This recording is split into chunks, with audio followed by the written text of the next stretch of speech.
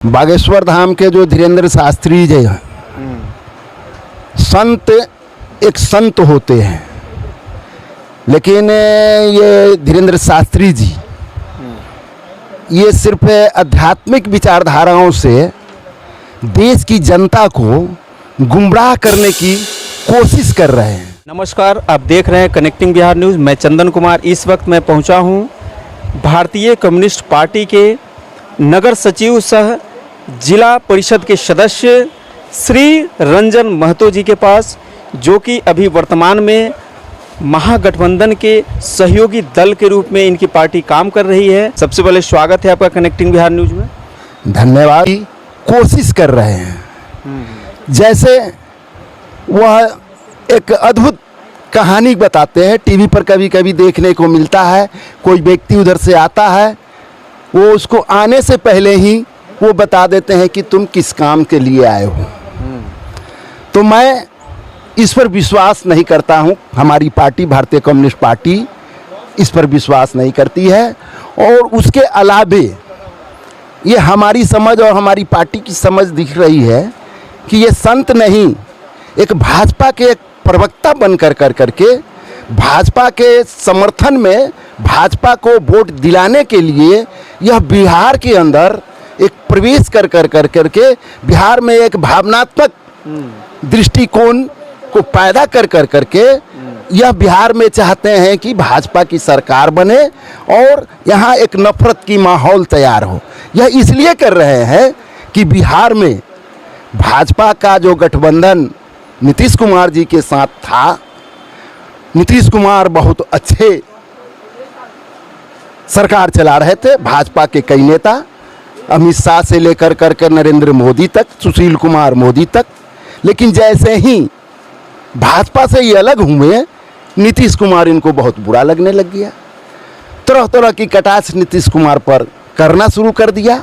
और बिहार में जो एक माहौल बना कि ये 7 पार्टियां की गठबंधन और आने वाले कई पार्टियां इस गठबंधन में शामिल होने वाले हैं, जिससे ये घबरा कर बिहार के अंदर एक नई माहौल पैदा करना चाहते हैं। जैसा कि आपने देखा सासाराम में रामनवमी के अवसर पर किस तरह से एक माहौल बनाया गया, और उस माहौल में भाजपा के पूर्व विधायक जवाहर सिंह आज जेल के अंदर में है, लेकिन भाजपा के लोग उनको छुड़ाने के लिए इस सरकार पर ही तरह तरह की छीटाकशी कर रहे हैं। इसलिए धीरेन्द्र जी आ रहे हैं, स्वागत है उनकी, लेकिन एक संत का जो प्रवृत्ति होती है, आप जो समाज में, यह देश किसी खास जातियों का नहीं, किसी खास समुदाय का नहीं, यह देश पूरे धर्मनिरपेक्षता के आधार पर हिंदू, मुस्लिम, सिख, ईसाई, बौद्ध जितने भी हैं, उन तमाम लोगों की सहयोग से यह देश आज़ाद हुआ था। सभी जातियों का समावेश है यहाँ, सभी जातियों का समावेश है, जिसको यह तोड़ने की प्रयास बीजेपी के माध्यम से हो रहा है। तो ये तरह तरह के षड्यंत्र रच रहे हैं कि अब ऐसे नहीं होगा तो वैसे होगा। इसलिए धीरेन्द्र शास्त्री जी को पटना के अंदर बुला करके बिहार में एक माहौल बिगाड़ने का काम वो कर रहे हैं। अगर ये क्या कहते हैं, चंद्रशेखर जी या तेज प्रताप यादव या मुन्ना यादव जो कुछ कह रहे हैं, उनके कहने का सारांश ये नहीं है कि मैं धीरेन्द्र जी का जो है कि वो प्रवचन जो देने आ रहे हैं उसका विरोध करें। उनका कहना ये है कि कोई ऐसी बातें आप प्रवचन के माध्यम से न करें जिससे कि बिहार के अंदर कुछ माहौल गर्माहट हो जाए। अगर यदि ऐसा होगा तो उसका जवाब हम देंगे। बिहार की जनता मतलब कि आने से पहले इस प्रकार का संकेत दिया जा रहा है कि आप कुछ ऐसी उटपटांग बातें ना बोले कि जिससे जो बिहार का एक भाईचारा है वो खराब। ये वो कई जगहों पर इस तरह का प्रवचन दिए हैं। प्रवचन देते देते वो हिंदू राष्ट्र की बात करने लग जाते हैं। ये हिंदुओं की राष्ट्र हो जाए, और जिस दिन हिंदू एक हो जाएगा उस दिन हिंदू राष्ट्र हो जाएगा। हम उसका विरोध करते हैं कि ये हिंदू के नाम पर, हिंदुत्व के नाम पर राष्ट्र को बांटने का काम नहीं करो। अगर ऐसा करोगे तो एक बंटवारा 47 में हो चुका है, फिर दूसरी बंटवारा भी तुमको करना पड़ेगा, क्योंकि उस समय की आबादी और आज की आबादी अगर छांट के चलते हो तो भारत का बंटवारा एक और करना पड़ेगा, अगर हिंदुत्व की बात करते हो तो। मतलब कि आप चाहते हैं कि भारत हमेशा एक बन के रहे। भारत एकजुट रहा है।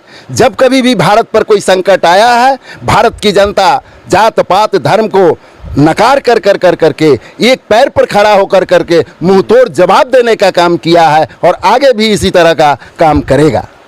अच्छा, ये बागेश्वर धाम सरकार के जो धीरेन्द्र शास्त्री हैं, ये जहाँ भी अपना प्रवचन दिए हैं, हालांकि इनके प्रवचन से किसी प्रकार का कोई भी, जहाँ भी ये दिए, किसी प्रकार का कोई दंगा नहीं हुआ या किसी प्रकार का कोई उन्माद नहीं हुआ या कोई विवाद नहीं हुआ। लेकिन बिहार में जैसे ही आगमन हो रहा है तो तमाम विरोधी सक्रिय क्यों हो जा रहे हैं और उनके प्रति पहले ही बयानबाजी शुरू कर दे रहे हैं, तो इस पे आप क्या कहना चाहते हैं? ये इसलिए कह रहे हैं कि उनके भाषा में ही जो वो प्रवचन करते करते कुछ जो भाषाएं हैं उनकी, मतलब या कि उनके कुछ भाषाओं से आपत्ति, जो सांप्रदायिकता से जुड़ा हुआ सवाल उठता है। और हम बिहार की धर्मनिरपेक्षता में विश्वास करने वाली राजनीतिक पार्टियां, हम उस भाषा का विरोध करते हैं कि बिहार के अंदर आओ, बिहार के अंदर अगर कोई प्रवचन करना है तो जो प्रवचन जो आपका संत के प्रवृत्ति से होना है वही करो, ऐसा कोई भाषा का इस्तेमाल नहीं करो जिससे बिहार का माहौल खराब हो। इसलिए मैं विरोध कर रहा हूँ।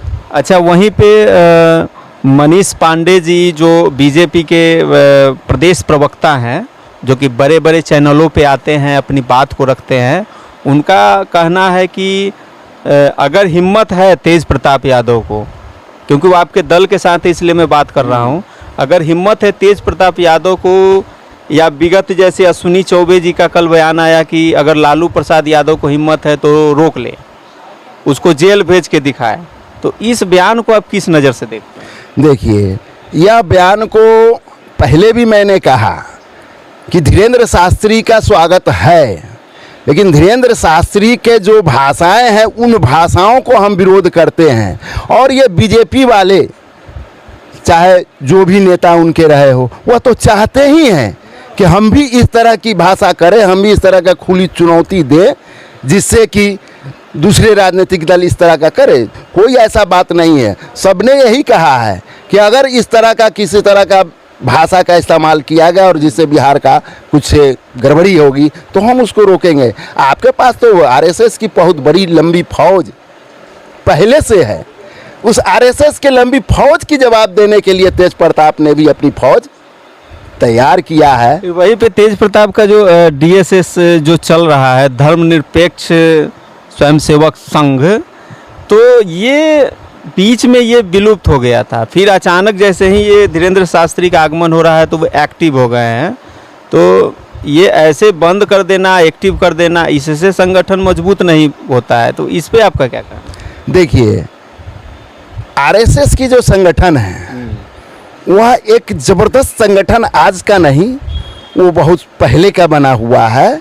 और उसकी संचालन जो होता है बड़े पैमाने पर होता है। उसमें जो है बड़े बड़े कारपोरेट घरानों की सहयोग भी मिलता है और वो कार्यकर्ता को आने के लिए, जाने के लिए, कहीं चुनाव में झोंकने के लिए पूरी तरह से पैसे से मदद किया जाता है।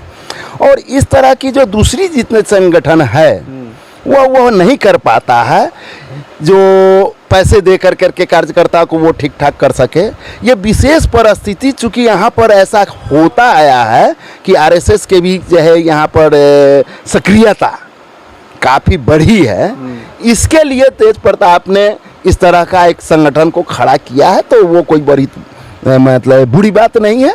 वहीं पे बीजेपी का कहना है कि तेज प्रताप के बयानों का कोई महत्व नहीं है, उस बयान का हम लोग कोई मतलब ही नहीं रखते हैं, उस पर ध्यान ही नहीं देते हैं।